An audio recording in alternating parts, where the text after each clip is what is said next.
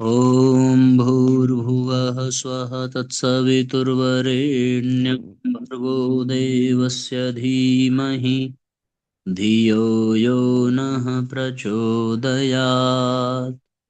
ॐ चैतन्यं शाश्वतं शान्तं व्योमातीतं निरञ्जनं नादबिन्दुकलातीतं तस्मै श्रीगुरवे नमः। ॐ सद्गुरुचरणकमलेभ्यो नमः। वन्दे भगवतीं देवीं श्रीरामञ्च जगद्गुरुं पादपद्मे तयोः श्रुत्वा प्रणमामि मुहुर्मुहुः। परम पूज्य गुरुदेव परमवंदनीय माता जी के दिव्य संरक्षण में विराजमान ऑनलाइन दैनिक स्वाध्याय के आज के सत्र में आप सभी आत्मीय बंधुओं का बहुत बहुत स्वागत, बहुत बहुत अभिनंदन है साथियों। आइए प्रारंभ करते हैं आज की चर्चा को। आज का अध्याय है प्रकाशित प्रशासन। प्रकाशित प्रशासन नवयुग की स्थिति है। समय प्राचीन हो या अर्वाचीन, प्रशासन अपने बदलते स्वरूप में हर युग में रहा है। सेवा, सुविधा, सुरक्षा वही प्रशासन के दायित्व हैं जिसे बीते युग में राजा और राज कर्मचारी मिलकर पूरा करते थे। वर्तमान युग की बदली हुई व्यवस्था में इसे जनप्रतिनिधि, प्रशासनिक अधिकारी एवं कर्मचारी मिलकर पूरा करते हैं। हर युग में इसके लिए एक बात अनिवार्य है, नागरिकों की समझ। नागरिकों की सही समझ के बिना हमेशा ही प्रशासन अपने दायित्व की पूर्ति सही ढंग से नहीं कर पाता। प्रयास कितने भी और कैसे भी क्यों न किए जाएं, पर नागरिकों के सम्यक सहयोग के बिना प्रशासनिक दायित्वों व कार्यों का सही निर्वाह नहीं बन पड़ता। इसलिए नागरिकों को अपने नागरिकों के दायित्वों की सही सही समझ बहुत जरूरी है। प्रशासन में उच्चतम दायित्व सरकार का होता है। लोकतांत्रिक व्यवस्था में यह जनप्रतिनिधियों के द्वारा चलाई जाती है। इन जनप्रतिनिधियों का चयन, चुनाव स्वयं नागरिक एक निश्चित समय अवधि के लिए करता है, जबकि प्रशासनिक अधिकारियों की परीक्षा, परीक्षण, चयन, प्रशिक्षण एवं नियुक्ति सरकार की सरकारी संस्थाएं करती हैं। सामान्य व अन्य प्रशासनिक कर्मचारियों के विधि नियम भी कुछ इसी प्रकार के हैं। किसी का भी स्थान व स्थिति कोई भी क्यों न हो, परंतु उनकी सक्षमता, अक्षमता उनके व्यक्तित्व के गुणों पर आधारित होती है। अच्छे व्यक्तित्व वाले लोग सदा ही सक्षम होते हैं, जबकि बुरे व्यक्तित्व के लोग हमेशा ही अक्षम व दुखदायी होते हैं। समय का कोई भी समयांश या समय भाग क्यों न हो, अच्छे बुरे लोगों का संयोग सुयोग हमेशा से बना रहा है। बात जब प्रकाशित प्रशासन की जा रही है, तो उसका अर्थ यही है कि यह व्यवस्था ऐसी बने जिसमें प्रकाशित व्यक्तित्व के लोगों की बहुलता हो। अभी की स्थिति में अनेक कारणों से ऐसा नहीं हो पा रहा है। चर्चे भ्रष्टाचार के होते हैं। नियमों के निरोध के बावजूद यह होता रहता है। पहले पायदान से लेकर ऊपर शिखर तक यह स्थिति दाल में नमक एवं दूध में शक्कर की तरह बनी हुई है। दाल में नमक अलग से कहीं नजर नहीं आता, परंतु जीभ पर रखने पर पता चल जाता है कि दाल नमकीन है। यही स्थिति दूध में शक्कर की है। शक्कर अलग से दिखती नहीं है, लेकिन दूध चखने पर स्वाद साफ साफ समझ में आ जाता है। इसमें दोषी कौन है, व्यक्ति या व्यवस्था, यह तय कर पाना थोड़ा कठिन है, क्योंकि कोई व्यक्ति जन्म से ऐसा नहीं होता जैसा वह अब हो गया। रही बात व्यवस्था की, वह हम सब के द्वारा ही बनाई हुई है। जब इसे हम सब ने बनाया है, तो इसके बिगड़ेपन के अथवा सुधरेपन का दायित्व तो हमारा ही हुआ।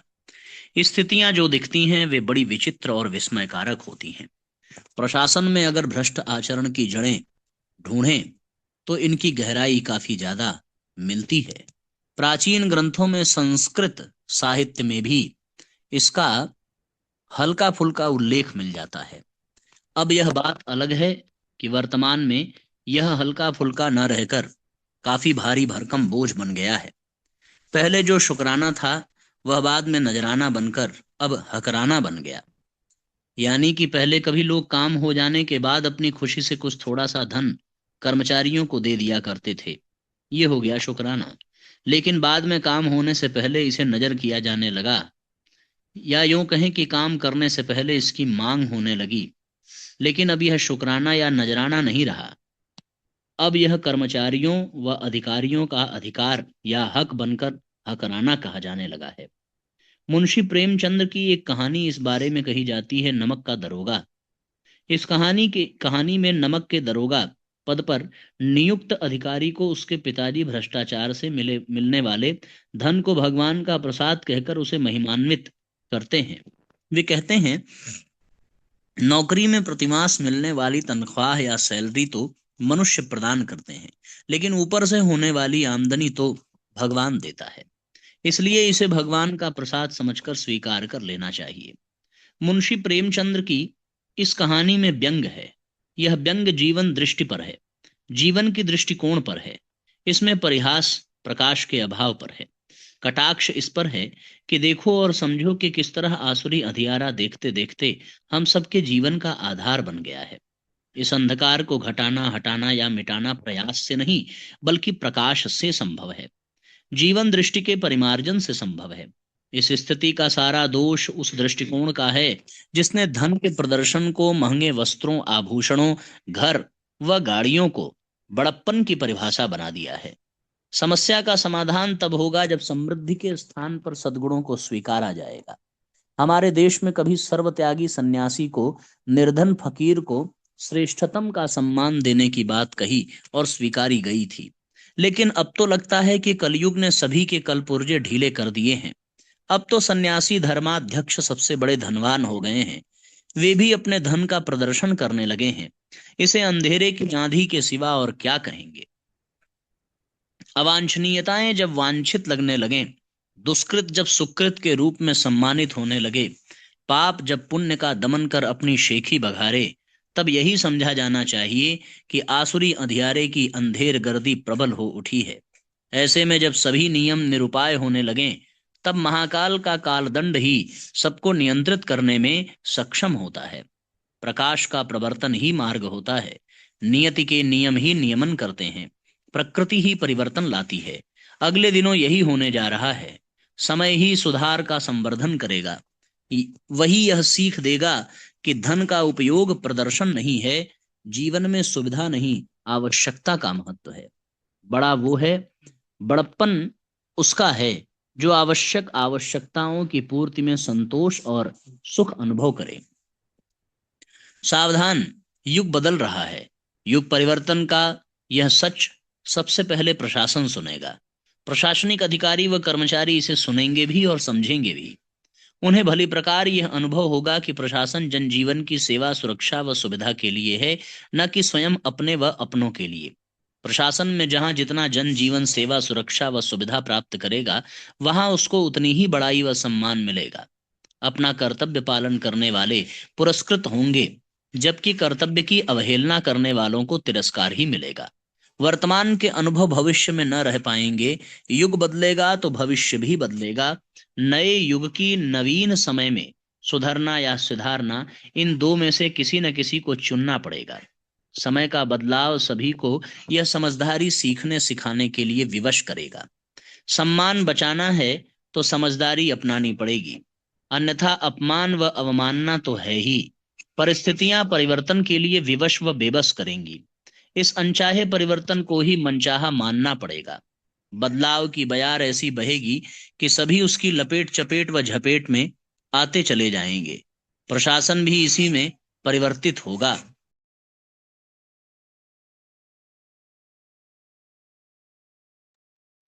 तब यह परिवर्तित प्रशासन स्वयं ही प्रकाशित प्रशासन का रूप लेगा।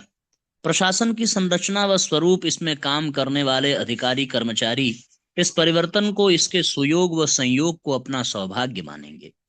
सुविधा शुल्क देने वाले और पाने वाले अपनी सुविधाएं न बढ़ा सकेंगे।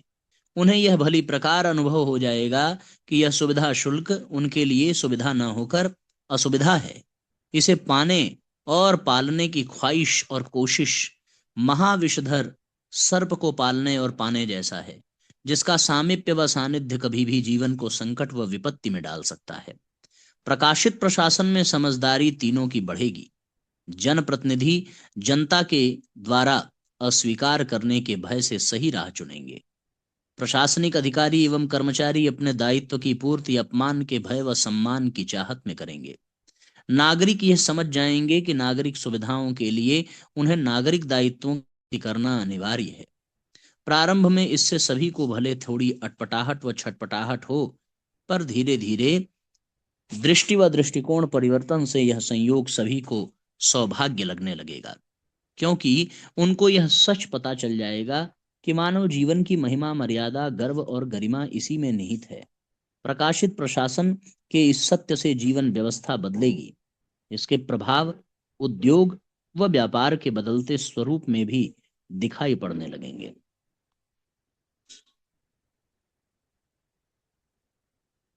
इस तरीके से साथियों, ये अध्याय पूर्ण हुआ। बहुत महत्वपूर्ण अध्याय था।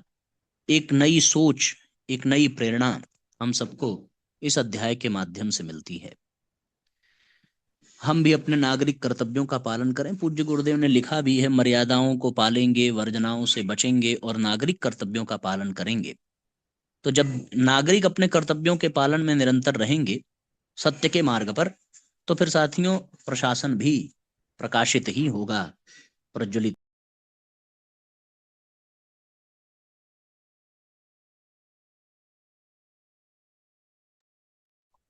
प्रखर प्रज्ञा, सजल श्रद्धा, ये दूसरा अध्याय है। हमारी इष्ट सत्ता ऋषि युग्म पूज्य गुरुदेव व माता जी की दिव्य चेतना का स्वरूप प्रखर प्रज्ञा और सजल श्रद्धा में विद्यमान है।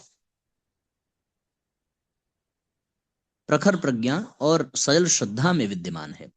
युग तीर्थ शांति कुंज के हृदय स्थल में विराजमान यह स्थान आज विश्व के करोड़ों गायत्री साधकों, श्रद्धालुओं, तीर्थयात्रियों के लिए श्रद्धा और आस्था का केंद्र है।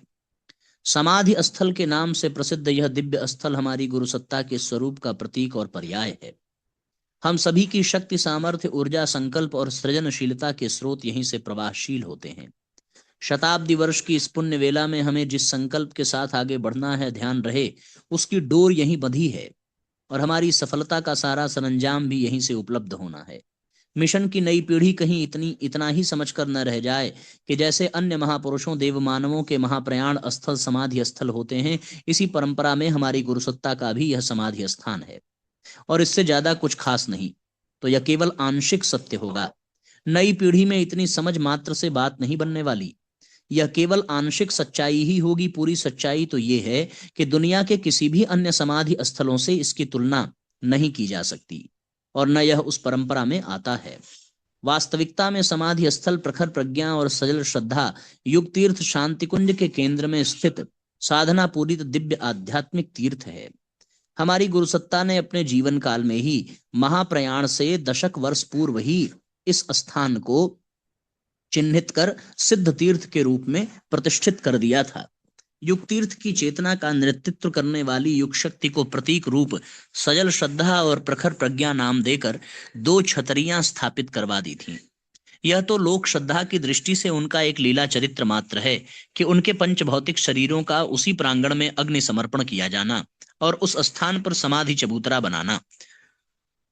सच्चाई में तो अपने स्वरूप एवं शक्ति को उन्होंने वहां पहले ही प्रतिष्ठित कर दिया था। जो परिजन उनके लीला सहचर रहे हैं और मिशन में गहराई से जुड़े हैं, वे इस स्थान के इस अलौकिक महत्ता से भली भांति परिचित हैं। पूज्य गुरुदेव और माता जी की जीवन तपश्चर्या का सुफल इस समाधि स्थल पर संजोया हुआ है। जो भी उनके साथी सहभागी रहे हैं, उन सबके लिए समान रूप से यह सुफल आशीर्वाद रूप में प्रवाहित होता है। इष्ट सत्ता ने अपनी साधना से जिस गायत्री तत्व की सिद्धि की, उसकी शक्ति को विश्व मानवता के कल्याण हेतु प्रस्फुटित करने का स्रोत स्थान इसी समाधि स्थल को निर्धारित किया। पूज्य गुरुसत्ता ने प्रखर प्रज्ञा और सजल श्रद्धा के प्रतीक रूप इस ज्ञान धारा युग चेतना के केंद्रीय स्थान को युग तीर्थ का नाभि स्थल बनाकर आध्यात्मिक ऊर्जा से ओतप्रोत कर दिया। ऋषि विश्वामित्र की भांति तप करके अपनी सिद्धि को युग भगीरथी बनकर ज्ञान गंगोत्री को शांति कुंज से प्रवाहित करने वाले युग ऋषि हमारे पूज्यवर ने इस गंगोत्री की दो शाश्वत धाराओं के रूप में प्रखर प्रज्ञा और सजल श्रद्धा की स्थापना की है। मानव मात्र के उत्थान और कल्याण की अखंड ऊर्जा और अनंत शक्ति के स्रोत यहाँ सदैव उपस्थित हैं। वह समय दूर नहीं जब समूचा विश्व समुदाय इसी दिव्य स्थान की छत्र छाया में अपने उत्कर्ष और विश्रांति को प्राप्त करने को खड़ा दिखाई देगा। लौकिक दृष्टि से देवात्मा हिमालय की सुरम्य दिव्य घाटियों से घिरा सप्त सरोवर, तीर्थ हरिद्वार का पावन क्षेत्र और गुरुसत्ता की तप शक्ति के केंद्र शांति कुंज की गोद में यह समाधि स्थल मौजूद है। पूज्य गुरुदेव ने इसे ठीक उस स्थान पर प्रतिष्ठित किया जिसके नीचे से पतित पावनी मां गंगा की भगीरथ धारा अहर्निश प्रवाहित हो रही है।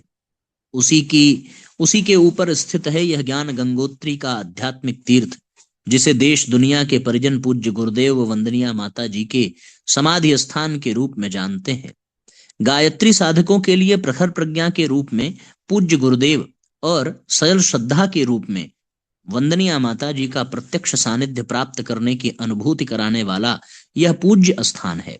नई पीढ़ी व दुनिया के लिए यह संकेत सूत्र मात्र है कि जिस प्रकार नदी, पोखर, तालाब, स्नान घर में पहुंचकर इस स्थूल काया को स्नान कराया जाता है, जिससे हम स्वच्छता, जीवंतता, उत्साह, स्फूर्ति आदि को प्राप्त कर पुनः तरोताजा हो उठते हैं, उसी प्रकार गुरुसत्ता के इस समाधि स्थल पर प्रखर प्रज्ञा सजल श्रद्धा के समक्ष पहुंचने पर आंतरिक चेतना के परिष्कार, ऊर्जावान, संकल्पवान, पवित्र और प्रखर बनने की अनुभूति लेकर ही लौटते हैं।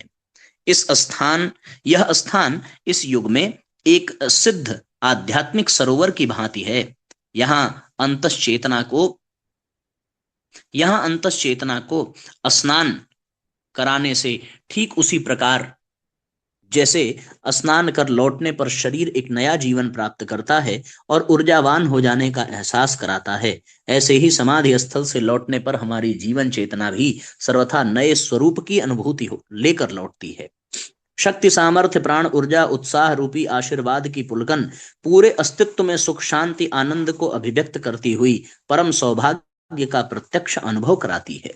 गायत्री परिवार के विश्वव्यापी संगठन के हमारे प्रत्येक परिजन अपने निजी अथवा लोक सेवी जीवन में संघर्षों, चुनौतियों में को उलझते, टूटते, बिखरते, फंसते, असहाय पाते हैं। तब सीधे यहीं आकर अपनी कथा, व्यथा, वेदना को प्रकट करते कर सार्थक समाधान लेकर ही लौटते हैं। की भांति अनुभूति कभी खाली निराश नहीं लौटा और न कभी लौटेगा। यहाँ आध्यात्मिक ऊर्जा का, गुरुसत्ता की शक्ति का अथाह समुद्र लहराता है।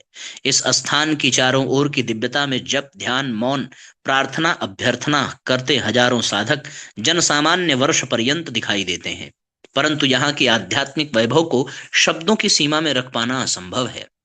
सिर्फ इतना ही कि इस युग की मानवता का युग तीर्थ यही एक अद्वितीय आध्यात्मिक स्थान है। हमारे आत्मसिद्ध साधकों और शांति कुंज के अंतर्वासी परिजनों को इस मर्म का पूर्णतया बोध है कि युग तीर्थ शांति कुंज में स्थापित अखंड दीपक में साक्षात हमारे ऋषियुग्म गुरुदेव माता जी की कारण सत्ता विद्यमान है। उनका आध्यात्मिक अस्तित्व आद्य शक्ति के चरणों में अपनी अनंत सामर्थ्य, शक्ति और विभूतियों से विभूषित हो धराधाम को धन्य करने के लिए अहर्निश दीप ज्योति के रूप में देदीप्यमान है। साथ ही यह भी अनुभूत है कि ऋषि युग्म की सूक्ष्म सत्ता उन्हीं की शक्ति के स्वरूप को धारण कर समाधि स्थल पर प्रखर प्रज्ञा और सजल श्रद्धा के रूप में प्रतिष्ठित है। हमारे ऋषि युग्म के अस्तित्व की सत्ता अद्वैत रूप में एक अखंड दीप ज्योति बनकर प्रज्वलित है और उनका स्वरूप समाधि स्थल पर युग तीर्थ की चेतना का आध्यात्मिक सरोवर बनकर प्रतिष्ठित है। हम आप भी उन्हीं युग ऋषि की अस्तित्व चेतना का लौकिक कलेवर बनकर दृश्य जगत में दिखाई पड़ने वाले इस विराट देव परिवार के रूप में विस्तृत हैं। तीनों स्तर पर सर्वत्र उन्हीं की सत्ता, स्वरूप और चेतना का विस्तार है। हमें अपने इस जन्म शताब्दी वर्ष के साधना संकल्प उत्सव की सार्थकता और सफलता के लिए जिस शक्ति, सामर्थ्य व आत्मबल की आवश्यकता होगी वह समाधि स्थल पर प्रतिष्ठित शक्तिपुंज से सहज ही प्राप्त हो उठेगी। बस आवश्यकता होगी अपने इष्ट, अपने आराध्य के इस आध्यात्मिक स्वरूप को आत्मसात कर लेने की। महान दार्शनिक सुकरात ने एक व्यक्ति से पूछा, इस संसार में आपका सबसे करीबी मित्र कौन है? सुकरात ने जवाब दिया, मेरा मन। उसने फिर पूछा, आपका शत्रु कौन है? सुकरात बोले, वह भी मेरा मन ही है। उसे यह जवाब समझ में नहीं आया, इसलिए उसने सुकरात से इस बात को समझाने हेतु निवेदन किया। सुकरात बोले, मेरा मन इसलिए मेरा मित्र है क्योंकि यह मुझे सच्चे मित्र की तरह सही है, और वही मेरा दुश्मन भी है, क्योंकि वही मुझे गलत रास्ते पर भी ले जाता है। मन में ही तो सारा खेल चलता रहता है। फिर उस व्यक्ति ने पूछा, लेकिन जब शत्रु और मित्र दोनों हमारे साथ ही हों, तो फिर हमारे ऊपर किसका अधिक असर होगा? सुकरात ये सवाल सुनकर मुस्कुराते हुए बोले, यही हमारी चुनौती है। ये हमें तय करना होगा कि हम मन के किस रूप को स्वयं पर हावी होने देते हैं। हमने यदि बुरे रूप को हावी होने दिया, तो यह शत्रुवत व्यवहार करता हुआ हमें पतन की ओर ले जाएगा, और यदि सकारात्मक बातों पर ध्यान दिया, तो वह हमें मित्र की भांति उपलब्धियों की ओर ले जाएगा। अब वह व्यक्ति संतुष्ट होकर के चला गया। इस तरीके से साथियों, यह क्रम संपन्न हुआ। आज का यह अद्भुत लेख था, अद्भुत अध्याय था, दोनों सजल श्रद्धा प्रखर प्रज्ञा के संदर्भ में और प्रशासन में प्रकाश, यह अध्याय भी बहुत आनंददायक था। अब आज के सत्र को यहीं पर विश्राम देंगे। गायत्री मंत्र हमारे साथ साथ। ओम भूर्भुवः स्वः तत्सवितुर्वरेण्यं भर्गो देवस्य धीमहि धियो यो नः प्रचोदयात्। सभी आत्मीय बंधुओं को बहुत बहुत प्रणाम। सबका मंगल हो साथियों। जय राम जी की शुभ रात्रि। ओम भूर्भुवः स्वः तत्सवितुर्वरेण्यं भर्गो देवस्य धीमहि धियो यो नः प्रचोदयात्। हम ईश्वर को सर्वव्यापी न्यायकारी मानकर उसके अनुशासन को अपने जीवन में उतारेंगे। शरीर को भगवान का मंदिर समझकर आत्मसंयम और नियमितता द्वारा आरोग्य की रक्षा करेंगे। मन को कुविचारों और दुर्भावनाओं से बचाए रखने के लिए स्वाध्याय एवं सत्संग की व्यवस्था रखे रहेंगे। इंद्रिय संयम, अर्थ संयम, समय संयम और विचार संयम का सतत अभ्यास करेंगे। अपने आप को समाज का एक अभिन्न अंग मानेंगे और सबके हित में अपना हित समझेंगे। मर्यादाओं को पालेंगे, वर्जनाओं से बचेंगे, नागरिक कर्तव्यों का पालन करेंगे और समाजनिष्ठ बने रहेंगे। समझदारी, ईमानदारी, जिम्मेदारी और बहादुरी को जीवन का एक अविच्छिन्न अंग मानेंगे।